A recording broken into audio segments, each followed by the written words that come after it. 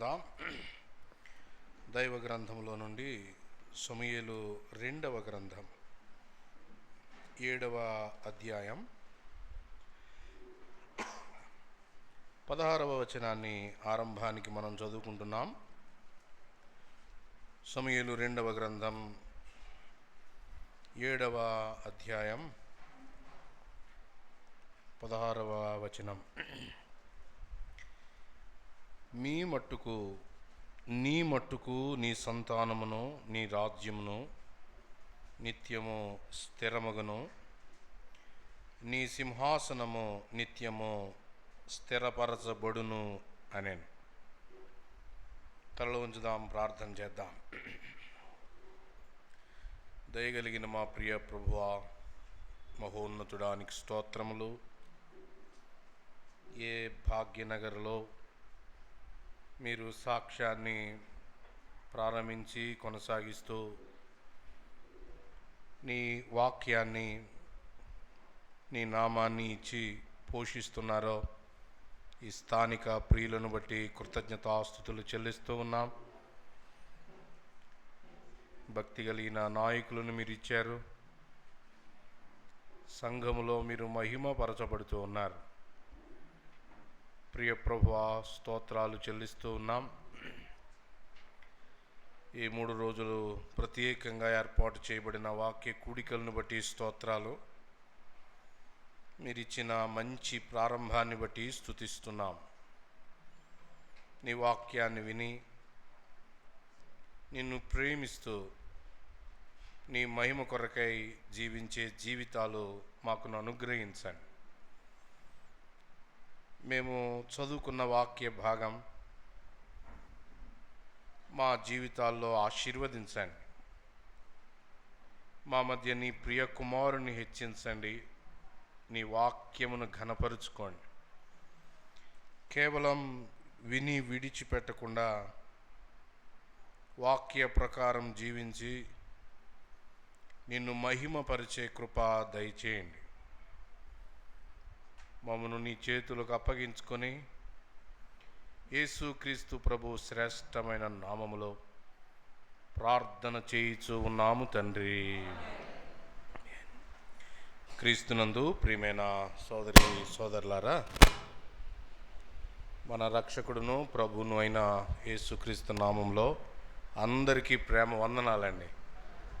మరొకసారి గుంతకల్ భాగ్యనగర్ రావటానికి అల్పుడునైన నాకు ప్రభు ఇచ్చిన కృపను బట్టి మొదటిగా ప్రభుని నేను స్తుతిస్తూ, నన్ను ఆహ్వానించినటువంటి స్థానిక సంఘ పెద్దలు, స్థానిక సంఘమంతటికి కూడా నా కృతజ్ఞతలు తెలియచేస్తూ ఉన్నాను. ఈరోజు రేపు మరి మీతో పాటు దేవుని యొక్క వాక్యాన్ని వినే కృప ప్రభు ఇచ్చారు. పెద్దలు, అనుభవనీయులు, తండ్రి సమానులు పాల్గాంధీ అంకుల్ని బట్టి ప్రభుకి స్తోత్రాలు. అంకులు నేను చాలా చోట్ల కలుసుకుంటూ ఉంటాం. మరొకసారి గుంతకలలో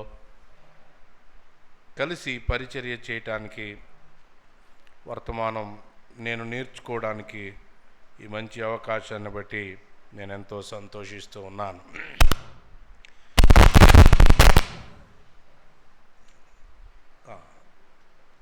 పోయినసారి మీ మధ్యకు వచ్చినప్పుడు మీరు ఎంతో ప్రేమతో స్వీకరించారు. మరొకసారి నాకు ఇవ్వబడిన అవకాశాన్ని బట్టి ప్రభుని స్తుతిస్తున్నాను. మనకున్న సమయంలోనే క్లుప్త వర్తమానాన్ని మనం విందాం. దేవుని యొక్క వాక్యాన్ని ప్రతి వ్యక్తి కూడా సొంతానికి చదువుకోవాలి, వాక్యాన్ని నేర్చుకోవాలి. భోజనం మన శరీరానికి ఎలాగో అంతకంటే ప్రాముఖ్యమైంది వాక్యం మన ఆత్మకు. మనుషుడు రొట్టె వలన మాత్రము కాదు కానీ, చెప్పండి, దేవుని every word that proceedeth from the mouth of the Lord. దేవుని నోట నుండి వచ్చు మాట వలన ఏం చేస్తాం? జీవిస్తాం. జీవించాలంటే భోజనానికి ఎంత ప్రాధాన్యత ఇస్తామో వాక్యానికి కూడా అంత ప్రాధాన్యత నేర్చుకుందాం. వాక్యం లేకుండా బయటికి అడుగు పెట్టకుండా ఉండాలి.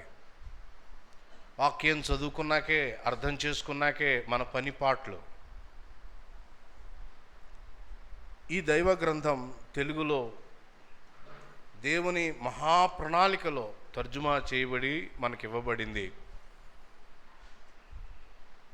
ఆ వాక్యము మనకు రావటం కొరకై ఎంతోమంది దాసులు ప్రాణాలు కోల్పోయిన వాళ్ళు ఉన్నారు, జీవితమంతా త్యాగం చేసిన వాళ్ళు ఉన్నారు, ప్రభుకి తమ శ్రేష్టమైనవి ఇచ్చిన వాళ్ళు ఉన్నారు.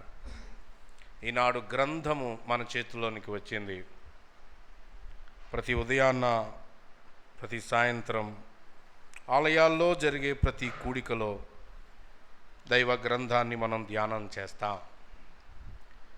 కొంతమంది కంప్లైంట్ ఏంటంటే, మేము వాక్యం చదవాలని ప్రయత్నం చేస్తాం కానీ మాకు సరిగా అర్థమవదు అని అంటారు. ఈ సమయంలో ముఖ్యమైన వ్యక్తులను దృష్టిలో ఉంచుకుంటే ఏ వాక్య భాగమైనా మనకి చక్కగా అర్థమవుతుంది. ఆదాము మొదటిగా ఆదికాండములో మనం చూస్తున్నాం కదా, ఆయన్ను గుర్తుపెట్టుకోవాలి. రెండవది, కొన్ని అధ్యాయాలు గడిచాక మరొక ఆయన కనబడతాడు. ఆయన పేరు అబ్రహాం, గుర్తుపెట్టుకోవాలి. కొన్ని అధ్యాయాలు లేదా కొన్ని గ్రంథాలు గడిచాక దేవుని అనాదికాల సంకల్పంలో ఉన్న మరొక ఆయన వచ్చాడు. ఆయన చెప్పండి, బోధకులు చాలామంది ఉన్నారు. యోసేపు చెప్పండి, ఏం పర్వాలేదు. సమూయేలు చెప్పండి. యాకోబు, నోవాహు చెప్పండి. దైవ గ్రంథంలో వీళ్ళందరూ ముఖ్యమైన వాళ్ళే. కానీ గ్రంథం అర్థం అవ్వాలంటే ఆదాం తెలియాలి, అబ్రహాం తెలియాలి, దావీదు తెలియాలి. కథనమంతా వీళ్ళ చుట్టూనే ఉంటుంది. వీళ్ళ నాయకత్వానికి దేవుడు ప్లాట్ఫామ్ సిద్ధం చేస్తాడు.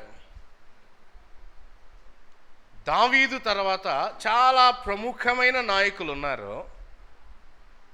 అసలు వీళ్ళు ముగ్గురు ఎందుకున్నారో, అసలు ఒక ఆయన వచ్చాడు. ఆయన మన ప్రభు అయిన యేసు.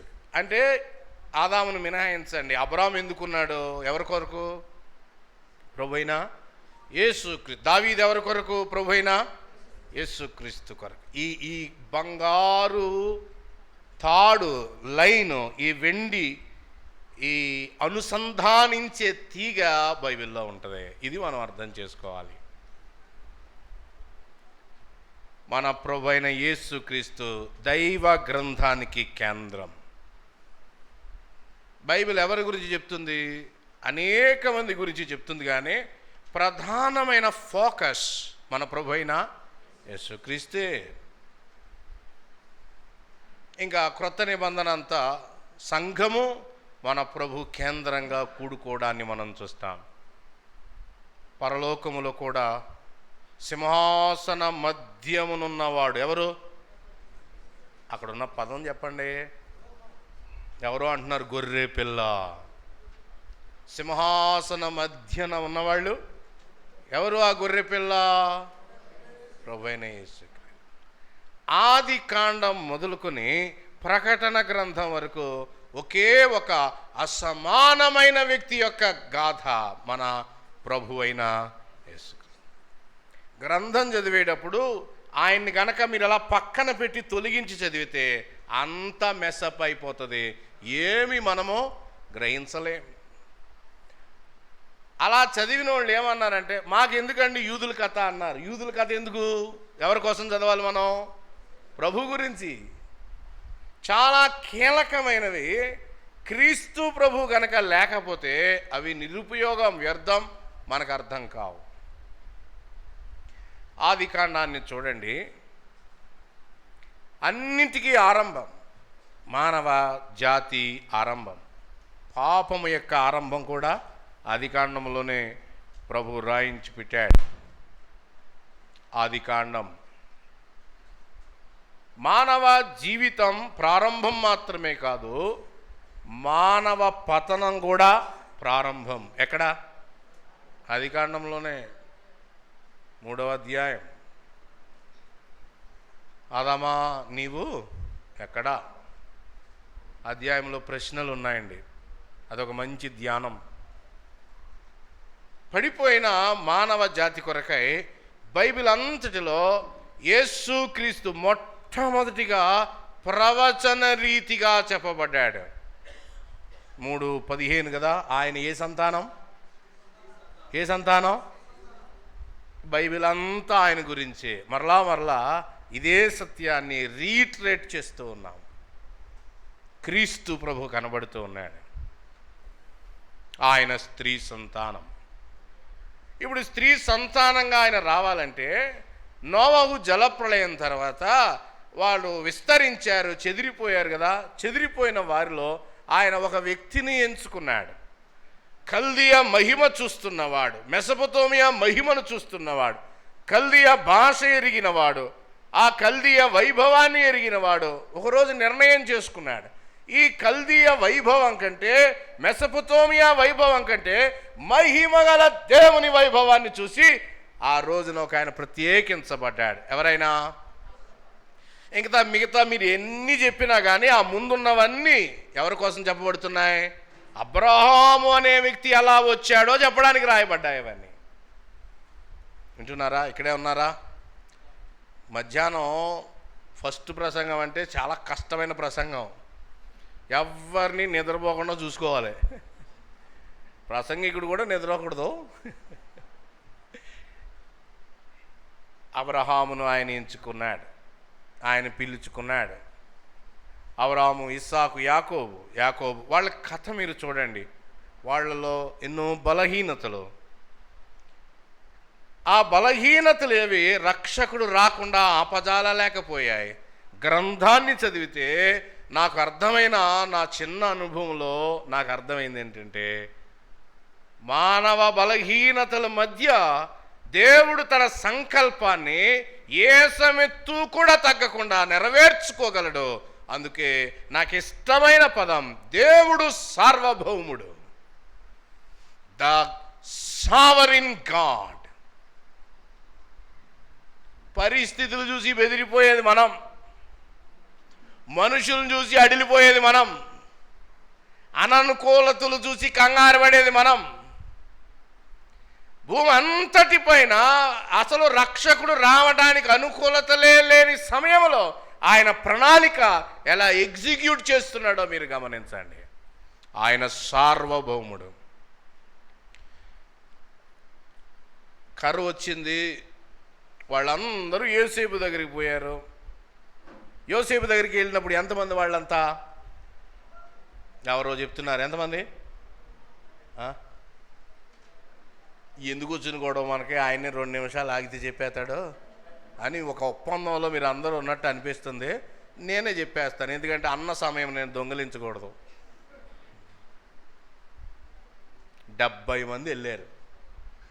ఆ 12 గోత్రాల వాళ్ళందరూ ఐగుప్తుకి ఎంతమంది వెళ్ళారు? 70 మంది వెళ్ళారు. యోసేపు చనిపోయాడు, వేరొక రాజు వచ్చాడు, వీళ్ళందరూ సంతానం విస్తరించారు. ఆ 70 మందల్లా 6 లక్షల మంది అయ్యారు. మోషే తెర మీదకి వచ్చేసరికి ఇశ్రాయేలీల సంఖ్య 6 లక్షలు, ఇంకా పైన అనుకుందాం. మరి అందరికీ తెలదు కదా మరి ఆ అంకెలు, నాకు కూడా తెలియదు. 6 లక్షలు అనుకుందాం. గుర్తుపెట్టుకోవడానికి కొండ గుర్తులు అంటారు, ఇవి యాక్యురేట్ నెంబర్స్ కాదు. అలా 6 లక్షల మందిని ప్రభు ఆశ్చర్యరీతిగా విడిపించాడు. ఫరో చేతిలో నుండి, ఐగుప్తు దేశము నుండి ప్రభు వారిని ఏం చేశాడు? విడిపించాడు. మానవుడా, నీకు విమోచన అవసరం. మోషే తన సొంత శక్తి చేత వారిని విడిపించాలని ప్రయత్నం చేసి భంగపడ్డాడు. ఆయన వల్ల కాలేదు. దేవుని ఘనమైన ప్రణాళిక, ఏడాది మగ గొర్రె పిల్ల వారి ద్వారబంధ కమ్ములకు రాయబడగా, ఆ రాత్రి బయలుదేరిన సంహార దూత దాటిపోగా ఇశ్రాయేలీలలో సంతోషం, ఐగుప్తు ఇళ్లలో విషాదం. అప్పుడు బయలుదేరారండి. ఐగుప్తు నుండి బయలుదేరారు. ఎన్ని లక్షల మంది? 6 లక్షల చిల్లర బయలుదేరారు. దేవుడు విమోచించేవాడు. దేవుడు ఎందుకు విమోచించాడో నిర్గమాకాండంలోనే ఆయన చెప్తున్నాడు. ఇశ్రాయేలీలు ఎందుకు మనకి ఇంపార్టెంట్ అంటే, వాళ్ళ గాథ, వాళ్ళ చరిత్ర మనకి ఎందుకు చదవాలంటే, వాళ్ళు మనకి చేసిన 2 మేళ్ళు ఉన్నాయి, లేదా మనకు వారు ఇచ్చిన 2 గొప్ప బహుమానాలు ఉన్నాయండి. ఏమిటో తెలుసా? నిర్గమాకాండం 20వ అధ్యాయంలో ఎర్ర సముద్రం దాటాక కొన్ని రోజులయ్యాక సినాయి పర్వతం మీదకి ప్రభు మోషేను పిలిచాడు. ఆయన ఆజ్ఞలు ఇచ్చాడు, నిబంధన ఆజ్ఞలు. స్టెఫను ఇదే సంఘటన అపోస్తుల కార్యముల గ్రంథం 7లో గుర్తు చేస్తూ, మనకు నిబంధన వాక్యమును తెచ్చినవాడు ఇతడే, మోషేను గురించి చెప్తున్నాడు. రోమాపత్రిక 3లో అలాగే 9లో దేవోక్తులు మొదట ఎవరి ద్వారా ఇవ్వబడ్డాయి? యూదుల ద్వారా ఇవ్వబడ్డాయి. ప్రతి విశ్వాసికి దేవుని ప్రణాళికలో యూదుల ద్వారా ఆయన ఎలా స్పందించాడో తెలియాలి. దేవుని వాక్యం ఇవ్వబడింది. 2వ గొప్ప బహుమానం ఏంటంటే, అదే జాతి నుండి మన ప్రభువైన యేసుక్రీస్తు వచ్చాడు. అందుకే పాత నిబంధన గ్రంథం అంతా ఎవరి కోసం, ఎవరి కొరకు రాయబడింది? ఎవరి గురించి రాయబడింది? యేసుక్రీస్తు జననం ఏ విధంగా ఉండబోతుందో ఆ బ్యాక్గ్రౌండ్ అంతా చెప్తూ వచ్చాడు. How beautiful it is. రక్షకుని ప్రేమించేవాళ్ళు, ఆ రక్షకుని కొరకై తండ్రి అయిన దేవుడు ఎంత ఘనమైన ప్రణాళిక చేశాడో నా కొరకై, నీ కొరకై, దానిని చదివి ఆనందించి ఆయన్ని స్తుతిస్తాం. 6 లక్షల మంది బయలుదేరారు కదా, వాక్యము వారికి ఇచ్చాడు సీనాయి. అంత మాత్రమే కాదు, నాకు ఒక మందిరాన్ని నిర్మించండి. That I may dwell among you, నేను వారి మధ్య, మీ మధ్య నివసించున్నట్లుగా వారు నాకు ఒక మందిరమును నిర్మించాలి. అంతవరకు ఫరో మందిరం తెలుసు వాళ్ళకి, ఫరో వైభవం తెలుసు.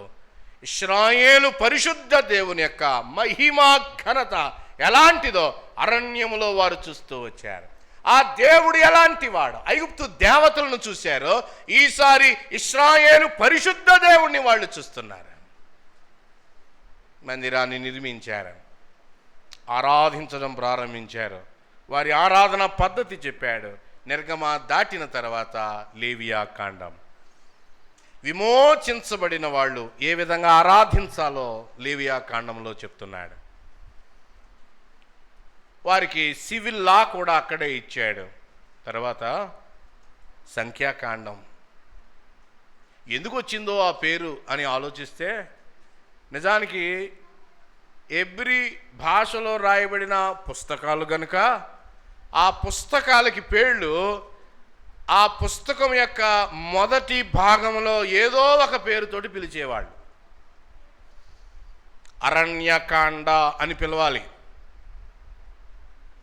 అరణ్యకాండ, అరణ్యంలో వాళ్ళు తిరిగారు. సీనాయి అరణ్యం, పారాను, మోయాబు కదా, ఈ అరణ్యములో వాళ్ళు తిరుగుతూ వచ్చారు. అది తిరుగులాట కాండ, సనుగుడు కాండ. వాళ్ళు సణిగారు, ఆయన ఇచ్చిన ఆహారం మీద సణిగారు, ఆయన ఇచ్చిన నాయకత్వం మీద సణిగారు, ఆయన వాక్యము మీద వాళ్ళు సణిగారు. అందుకే ఆ 3 నిబంధన మందసం మధ్యలో పెట్టిలో పెట్టబడి ఉంటాయి. వారి సనుగుడు కనబడకుండా కరుణాపీఠము చేతది కప్పబడింది. వారు సణిగారు కాబట్టి అరణ్యంలోనే రాలిపోయారు. ఈ 6 లక్షల మందికి ఇంకో 6 లక్షలు పుట్టారు. కాబట్టి సంఖ్యాకాండం ఆరంభంలో ఒక జనసంఖ్య, చివరిలో మరొక జనసంఖ్య. మొదటి జనసంఖ్య అరణ్యంలో రాలిపోయారు, మరొక 6 లక్షలు వచ్చారు. కానీ ఆ ఐగుప్తు నుండి బయలుదేరిన వాళ్ళిద్దరే ఆ దానిలో దీనిలో కూడా ఉన్నవాళ్ళు. ఎవరు వాళ్ళు? కాలేబు, యెహోషువ. అందరూ మెలుగుగానే ఉన్నారు. 6 లక్షల మంది ఉండగా మోషే చనిపోతూ వారికి ఒక గొప్ప ఉపదేశాన్ని చేశాడు.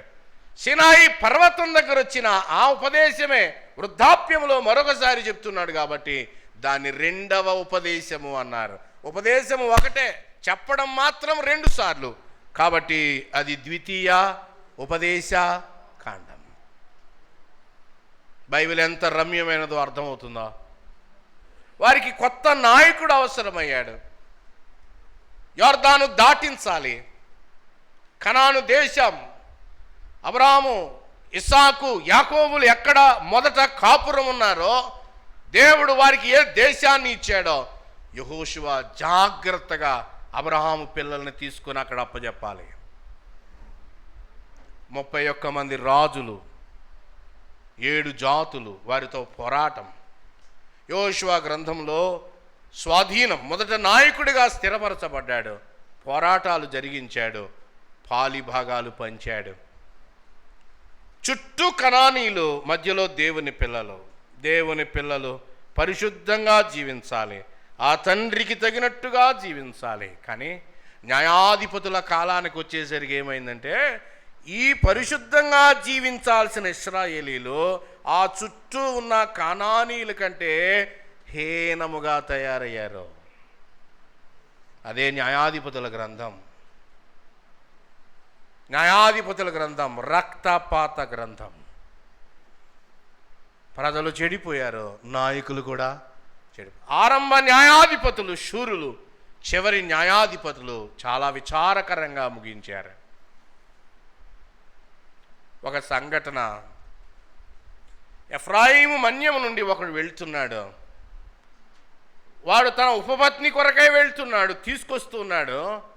చాలా గతం ఉంది, అదంతా నాకు సమయం లేదు కనుక దాన్ని క్లుప్తపరిచి చెప్తున్నాను. వస్తున్నాడు, తన ఇంటికి వెళ్ళిపోతున్నాడు.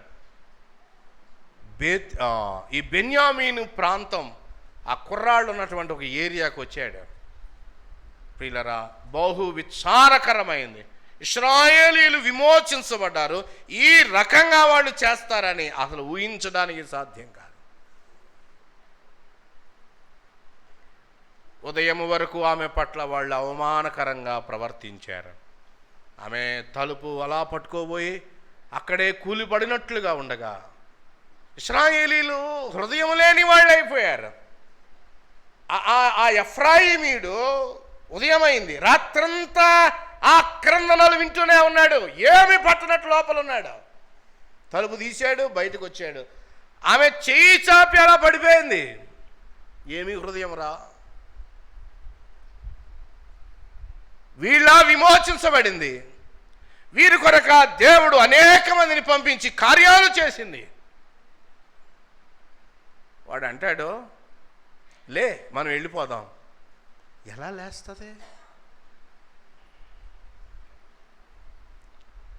ఉలుకు పలుకు లేదు.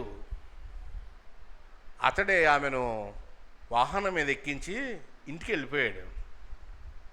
చాలా కథ విచారకరమైంది, మీరు ధ్యానం చేయండి. ఇంట్లో పనోడు సేఫ్గా ఉన్నాడు, స్త్రీ సేఫ్గా లేదు.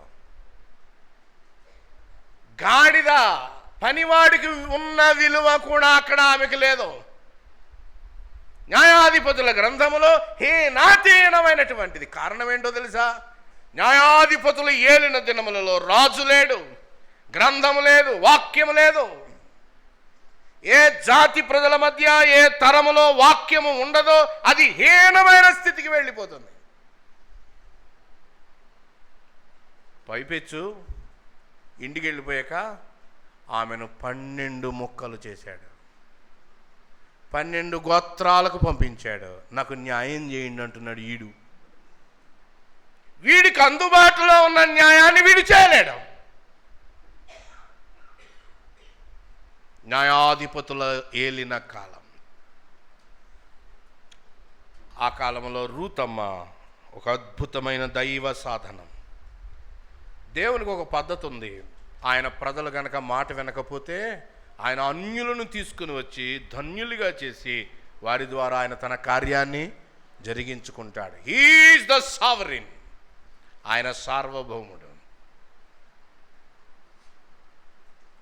యోధా సరిగా లేకపోతే తామారు, దావీదు సరిగా లేకపోతే ఊరియా, నయోమి ఆ కుటుంబం సరిగా లేకపోతే రూతమ్మ.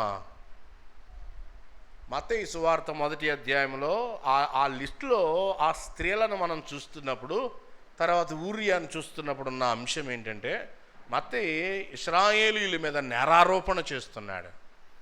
రక్షకుడు రావడానికి కావాల్సిన కారణంగా మీరు ఉండాలి, కానీ మీ దగ్గర యథార్థ ప్రవర్తన లేదయ్యా. అందుకే దేవుడు అన్యులను తీసుకుని వచ్చాడు, రహాబును తీసుకుని వచ్చాడు, మోయాబీరాలను తీసుకుని వచ్చాడు. వాళ్ళ పేర్లు చెప్పడానికి కూడా ఇష్టము కానటువంటి ఆ జాతుల నుండి ఆయన తన సార్వభౌమాధికారములో వారిని పవిత్రపరిచి, పశ్చాత్తాప అనుభవములో వారిని తన పిల్లలుగా చేసుకుని ఆయన వారి ద్వారా తన కార్యాన్ని జరిగిస్తున్నాడు. ఋతు గ్రంథంలోనే దేవుని ప్రణాళికలో ఉన్న మరొక మైలురాయి, మరొక ఉన్నతమైన వ్యక్తి దావీదు తెర మీదకి వస్తూ ఉన్నాడు. సమూయేలు 1వ గ్రంథంలో మనం చూస్తాం, ఆయన అభిషేకించబడ్డాడు, సౌలు ద్వారా తరమబడ్డాడు, కానీ దేవుని ప్రణాళికలో ఉన్నాడు. ఇప్పుడు మనం సమూయేలు 2వ గ్రంథంలో చదువుకున్నాం కదా, దావీదు సింహాసనం. ఈ 2వ గ్రంథం అంతటికి పేరు ఒక్కటే, దావీదు సింహాసనం. సింహాసనమునకు వచ్చుట, సింహాసనం మీద ఉండి యుద్ధాలు చేయుట, సింహాసనం మీదే ఉండి పతనమవుట, సింహాసనము నుండి నిష్క్రమించుట. సమూయేలు 2వ గ్రంథం అంతా దావీదు సింహాసనం, ద థ్రోన్ ఆఫ్ డేవిడ్. ఆ సింహాసనం గురించి ప్రభు ఏమని చెప్తున్నాడు 7వ అధ్యాయంలో మనం చదువుకున్నాం. నీ మట్టుకు నీ సంతానమును నీ రాజ్యమును ఏం చేస్తాను, స్థిరపరుస్తాను, నిత్యము స్థిరమగును. ఈ వచనములో 2 ముక్కలు పట్టుకోండి. ఏమేమి స్థిరం అంటే, నీ సంతానం స్థిరం, రెండవది రాజ్యం, దానికి ఇంకా బెటర్ వర్డ్ అక్కడ ఉంది, సింహాసనం. నీ సంతానం స్థిరం, రెండవది నీ సింహాసనం స్థిరం. దావీదు కొడుకులను చూస్తుంటే ఈ వాగ్దానం నెరవేరే అవకాశం లేదు, కానీ ఈ వాగ్దానం ఆయన సింహాసనము స్థిరంగా ఉండాలి, ఆయన సంతానము స్థిరంగా ఉండాలంటే ఈ గంభీరమైన వాగ్దానం మన ప్రభు అయిన యేసుక్రీస్తులో జరిగింది. ఆయన ఎవరు? యేసు ప్రభు ఎవరు కుమారుడు? దావీదు కుమారుడు. కోరావు కుమారులు చెప్తున్నారు. అదే హెబ్రీ పత్రిక 1లో మనం చూస్తాం, దేవా నీ సింహాసనము నిరంతరము నిలుచును. భూమి మీద 5 సంవత్సరాల ఎలక్షన్ కాదు దావీదు సింహాసనం. రాజ్యసభ 6 సంవత్సరాలు కదా, పోయేది కాదు ఈ సింహాసనం. ఈ సింహాసనం దావీదుకు దేవుడిచ్చిన వాగ్దానం నెరవేరాలంటే అది ప్రభు అయిన యేసుక్రీస్తు. అదే మత్తయి సువార్త 1:1లో మనం చూస్తున్నాం, అబ్రాహాము వంశావళి, దావీదు వంశావళి, మన ప్రభు అయిన యేసుక్రీస్తు. అబ్రాహాము కుమారుడు, దావీదు కుమారుడు, యేసుక్రీస్తు వంశావళి. గ్రంథము ఎంత అందంగా పొందికగా పొందుపరచబడిందో మీరు గమనించండి. మన రక్షకుని యొక్క రాకడ ఆయన ఎలాగున అల్లి మనకి చూపిస్తున్నాడో లేఖనాల్లో మనం చూస్తూ ఉన్నాం. అలా అయితే ఈ దావీదు అనుభవాలు ఈ కొద్దిసేపు కొన్నింటిని నేను మీకు అందించాలి అని ఇష్టపడతా ఉన్నాను. దావీదు యొక్క అనుభవాలు చాలా కీలకమైన వ్యక్తి దావీదు. ఈ విమోచన గాథలో ద డ్రామా ఆఫ్ రిడమ్షన్, దావీదు అనుభవం కీలకమైనటువంటిది. దావీదు యొక్క ఈ సమూయేలు 2వ గ్రంథాన్ని సమూయేలు రాయలేదు. ఇది కొంతమందికి ఆశ్చర్యంగా ఉండొచ్చు, కానీ అలా పేరు పెట్టారంతే. గాదు లేదా నాతాను అనే 2 దీర్ఘదర్శులు ప్రవక్తలు రాశారని మనము దినవృత్తాంతముల 1వ గ్రంథంలో చదువుతాం. సమూయేలు 1వ గ్రంథంలోనే ఆయన చనిపోయాడు కాబట్టి ఈ సంఘటనలు ఏమీ ఆయనకి తెలియవు. 40 సంవత్సరాల చరిత్ర, దావీదు చరిత్ర దీనిలో రాయబడింది. దావీదు 70 ఏళ్లే బ్రతికాడు.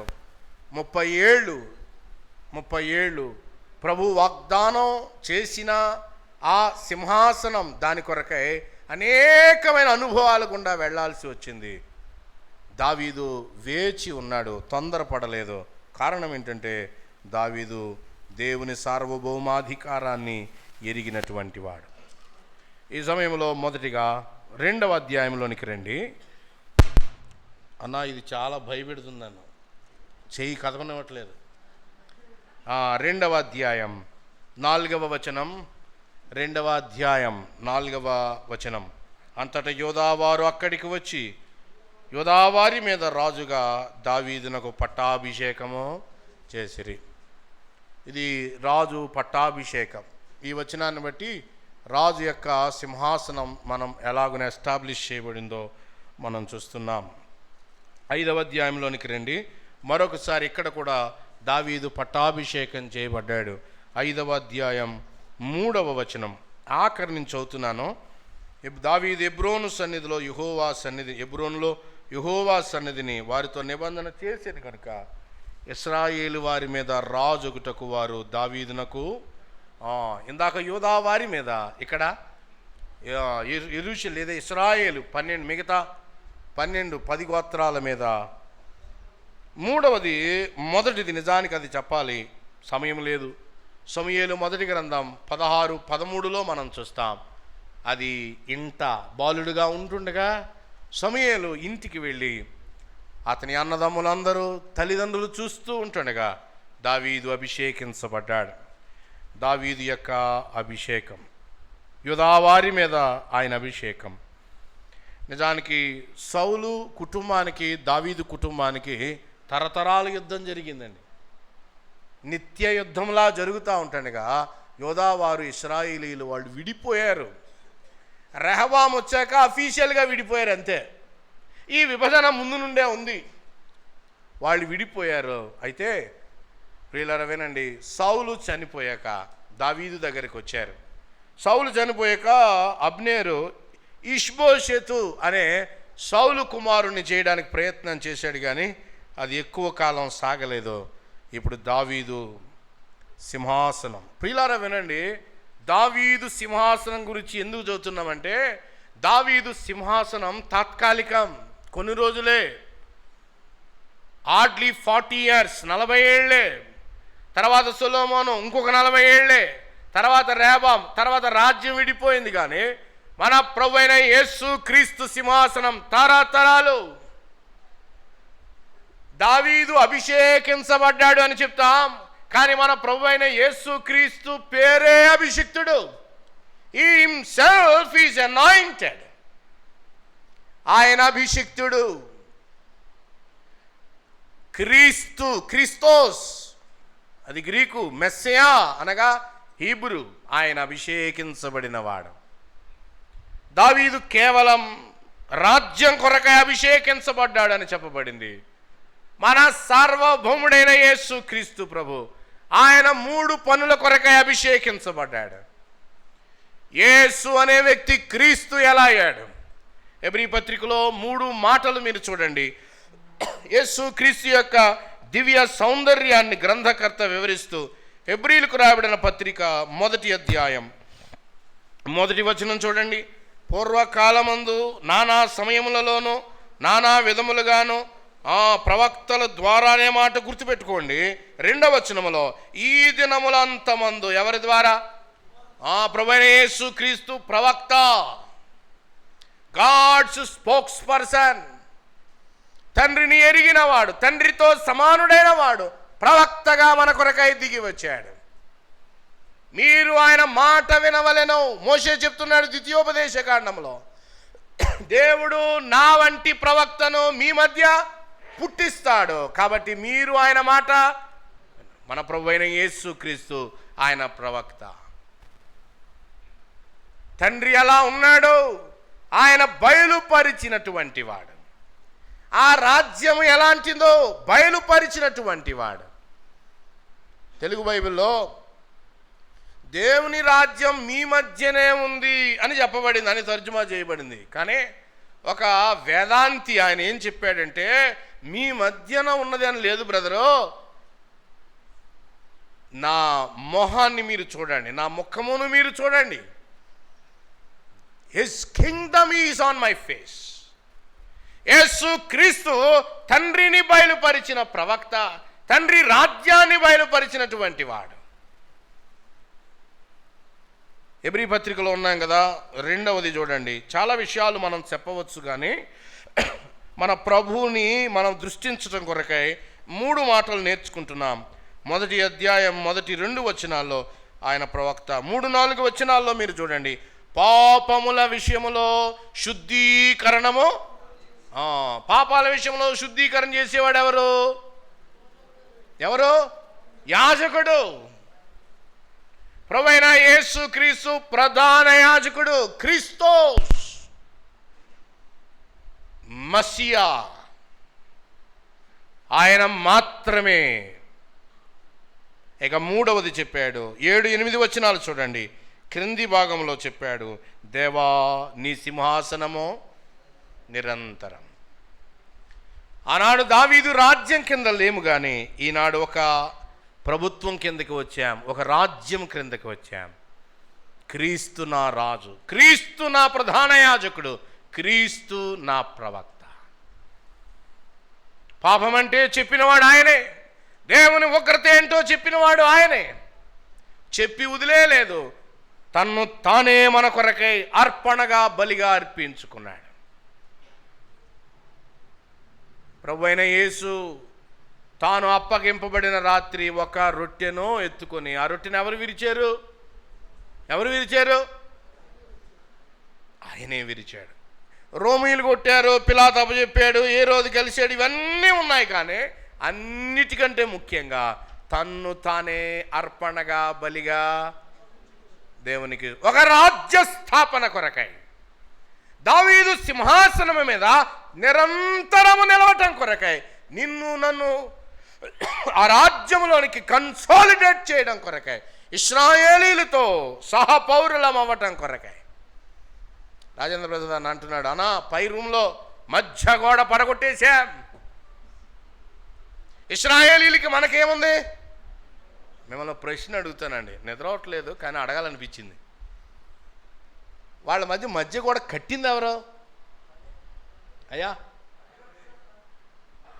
గాడ్ బ్లెస్ యూ అండి, థ్యాంక్ యూ బ్రదర్. ఆ మధ్య గోడ కట్టింది కూడా ఎవరు? దేవుడే అండి, దేవుడే కట్టాడు. మీరు ఇతర జాతులతో కలవకూడదని చెప్పింది ఎవరు? అదే మధ్య గోడ. క్రీస్తు ప్రభు వచ్చాక సిలువ వైపు చూసే వాళ్ళందరినీ ఆకర్షించి కడిగి ఏం తీసేసాడైనా? మధ్య గోడ పడగొట్టాడు. నూతనమైన రాజ్యం, దావీదు రాజ్యం అంకురార్పణ. చిన్నగా మనం చూస్తాం, ప్రభువైన యేసు క్రీస్తు యొక్క శాశ్వతమైన రాజ్యం. ఆయన సింహాసనం నిరంతరము నిలుస్తుంది. ఆ సింహాసనం మీద ఆసీనుడైన వాడు, ఇదిగో మృతుడనైతిని కానీ యుగ యుగమును ఏం చేస్తున్నాను? జీవిస్తున్నాను, సజీవుణ్ణి. దావీదు చనిపోయాడు, ఆ ఎముకలు భద్రపరిచారు. పాత నిబంధన పరిశుద్ధుల పునరుద్ధానములు ఆయన లేవబోతూ ఉన్నాడు. కానీ ఆ సింహాసనం మీద ఉన్నవాడు అజరామరుడు, ఆయన మరణము లేనివాడు, సావు లేనివాడు. ఆ రాజు నా అభిషేక్తుడు. ఈజ్ మై అనాయింటెడ్, నా అభిషేకం, నా అభిషేక్తుడు ప్రభువైన యేసు క్రీస్తు. కాబట్టి ఇక్కడ ఇంకొక మాట చెప్పాలి. యేసు ప్రభు అభిషేకించబడ్డాడు, మరి మనల్ని అభిషిక్తులు అని పిలవచ్చా? అప్పుడప్పుడు ఎగ్జాజిరేషన్స్ అంటారండి, ప్రత్యేక అభిషిక్తులు వచ్చి వాకింగ్ చెప్తారు అంటూ ఉంటారు. అనొచ్చా అలాగా? ఎందుకు అనకూడదు చెప్పండి? అన్న నీతో ఇదే ప్రశ్న, ఒకటి అడుగుతావు, ఒకటి చెప్తే మళ్ళీ 2 అడుగుతావు. ఎందుకు అనకూడదంటే అభిషేకించబడినవాడు. మీకు ఒక వచనం జ్ఞాపకం చేస్తాను. 113 తీయొద్దు, మీకు తెలుసు. 133 అక్కడ ఒక ఆయన ఉన్నాడు. ఏం పేరు ఆయన పేరు? అహరోన్. ఆయన ఎవరైనా మొదటి ప్రధాన యాజకుడు. ఇప్పుడు ఆ తైలం, ఆ పరిమళ తైలం ఎక్కడ పోయబడింది? ఆయన యొక్క తల మీద పోయబడి ఎక్కడి వరకు వచ్చింది? గడ్డం మీదుగా కారి ఎక్కడి వరకు వెళ్ళిపోయింది అది? మనకు ఒక ప్రధాన యాజకుడు ఉన్నాడు. ఆయన ఎవరు? మన ప్రభువైన ఆయన సంఘానికి శిరస్సు అయి ఉన్నాడు. శిరస్సు అయి ఉన్నాడు. మనమందరం సంఘం ఆయనకి ఏమై ఉంది? శరీరం, అవయవాలమై ఉన్నాం. ఆయన మీద పోయబడిన ఆ అభిషేక తైలంలో మనమందరం కూడా ఏం చేయబడ్డాం? పాలిభాగమయ్యాం.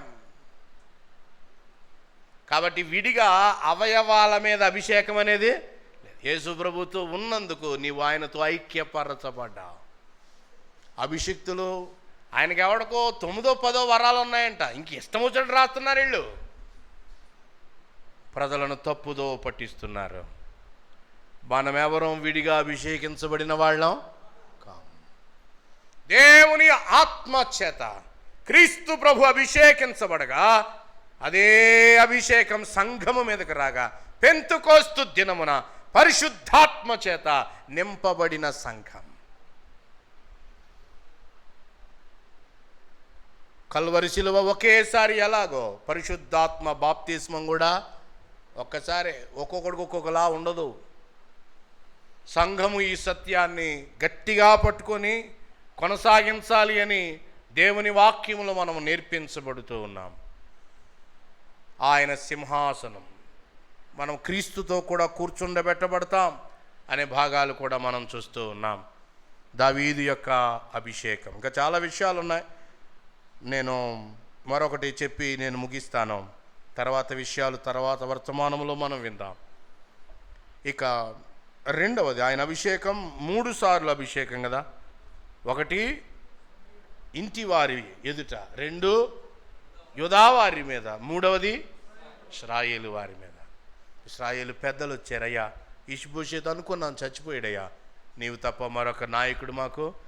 వారు నిబంధన చేయగా దావీదు వారి మీద రాజు అయ్యాడు. రెండవది 5వ అధ్యాయం చూడండి, మొదటి 2 వచనాల్లోనే మనం చూస్తున్నాం.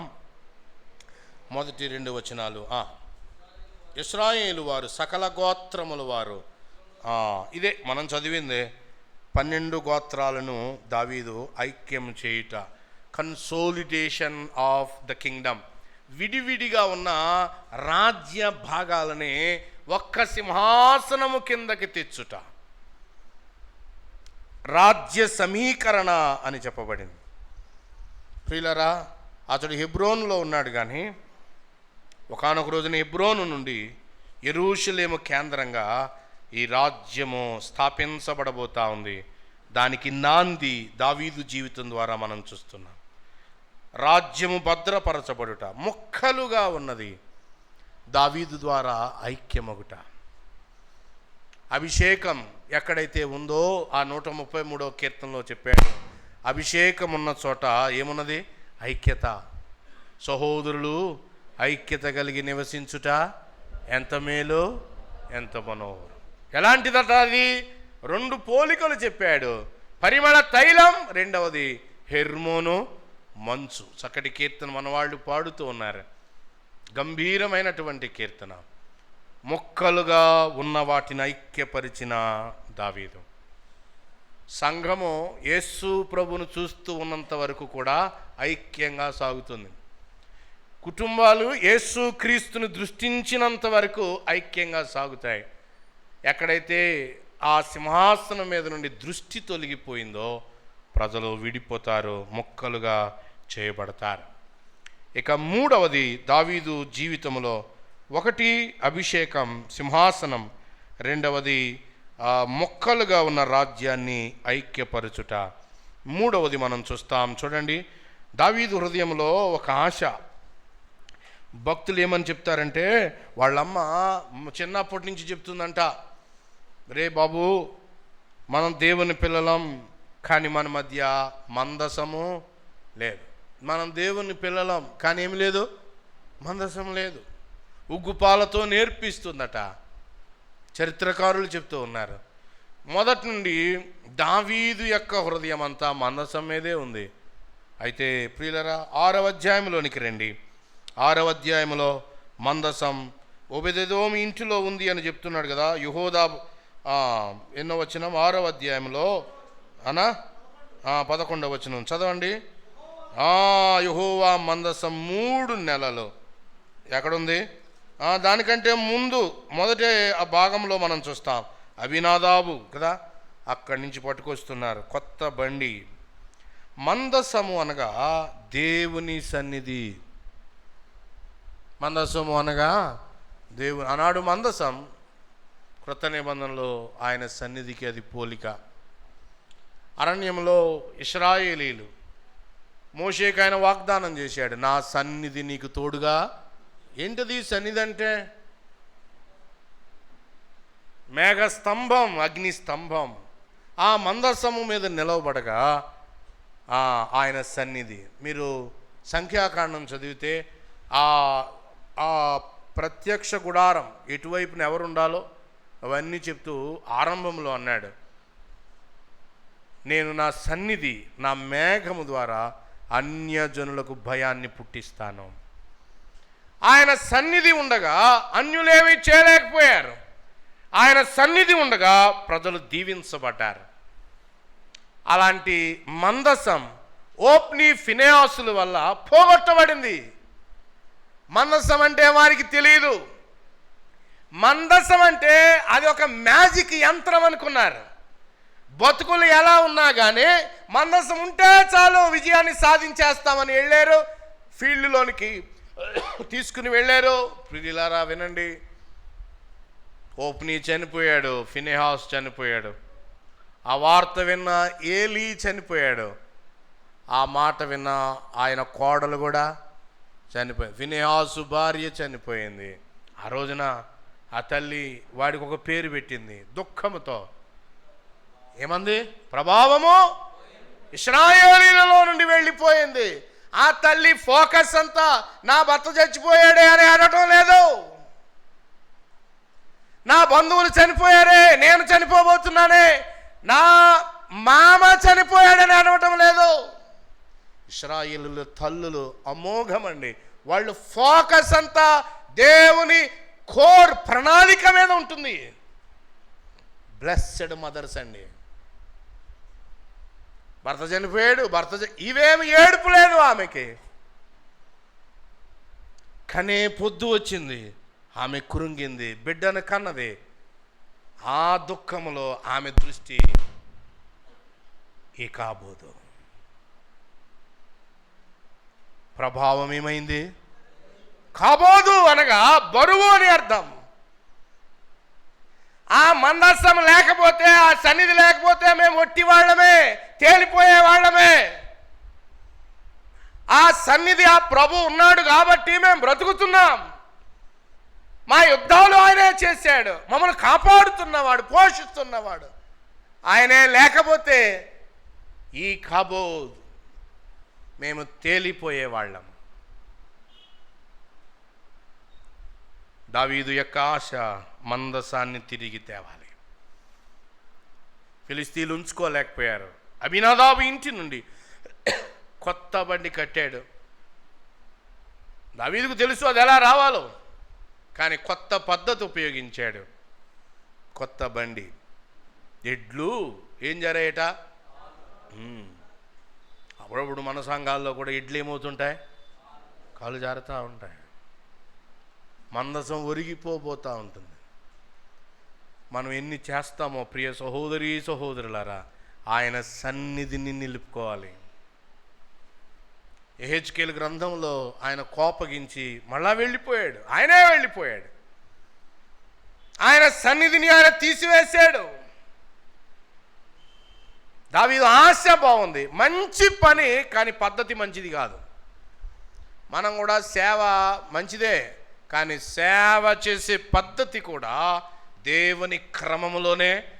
మందసం ఎక్కడ ఉండాలి? ఎవరు మోయాలి? మోయాలి. కహాతీల భుజాల మీద ఉండాలి, యాజకులు మోయాలి.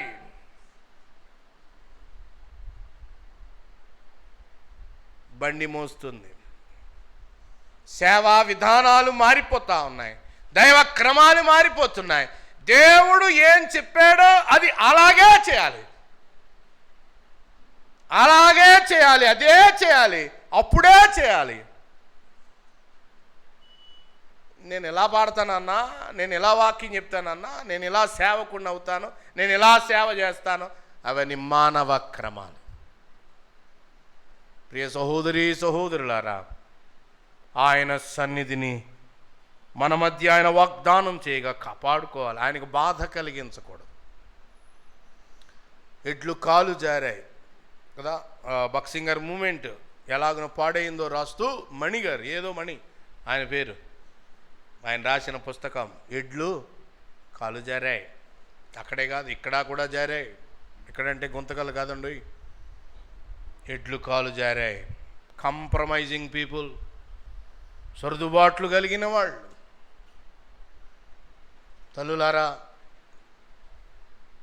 సహోదరి సహోదరులారా, ఆ మందసం పట్ల బాధ్యత. సవాళ్ళు ఉన్నాయి. నిజానికి దావీదు చనిపోవాలి, కానీ దావీదు స్పేర్ చేయబడ్డాడు. కాలు జారితే మందసం ఒరిగిపోతుంటే అక్కడ ఒకడున్నాడు, పట్టుకోబోయాడు. ఎవడతను? ఉజ్జా. పెరేజ్ ఉజ్జా అయిపోయింది. దేవుడు అతన్ని ముత్తాడు, అతడు అక్కడే చనిపోయాడు. దావీదు చనిపోవాలి. ఒక ఇంటర్ప్రిటేషన్ ఏంటంటే, మందసానికి మట్టి అయినా పర్లేదు, కానీ మానవ జీవితాల్లో ఉన్న అపవిత్రతతోటి మందసం ముట్టుకోవడానికి వీలు లేదు. పైకి ఎంతో శుద్ధిగా ఉంటాం, ఆయన సన్నిధిలో ప్రవేశించేటప్పుడు మనం ఎలా ప్రవేశిస్తాం? ప్రసంగిలో చెప్తున్నాడు కదా, నీవు యెహోవా మందిరానికి పోయేటప్పుడు ఎలా ఉండాలి? నీ ప్రవర్తన జాగ్రత్త. ఇస్త్రీ చొక్కాయి, ప్యాంటు, మంచి బట్టలు ఇవి కాదు, అవి అవసరం, కానీ దానికంటే ముఖ్యమైనది గడగడలాడుతూ ఆయన సన్నిధిలోనికి వచ్చు. మనకి ఈ తరంలో ఆయన సన్నిధిలో ఎలా ఉండాలో చేత కాదండి. పరధ్యానం, ఏవేవో ఆలోచన చేస్తాం, ఏవేవో మాట్లాడతాం. ఆయన సన్నిధిలో ఉన్న భక్తులు గడగడలాడిపోయేవారు. కీర్తనలు పాడేటప్పుడు, వాక్యం వినేటప్పుడు, ప్రార్థించేటప్పుడు ఆయన సన్నిధిని గౌరవించేవాళ్ళు. తలలు వంచుదాం, ప్రార్థన చేద్దాం. ఆయన సన్నిధిని మనం ఎలా గౌరవిస్తున్నాం? ప్రియ తండ్రి, నీకు స్తోత్రాలు. దావీదు అనుభవాలు మేము జ్ఞాపకం చేసుకుంటూ ఉన్నాం.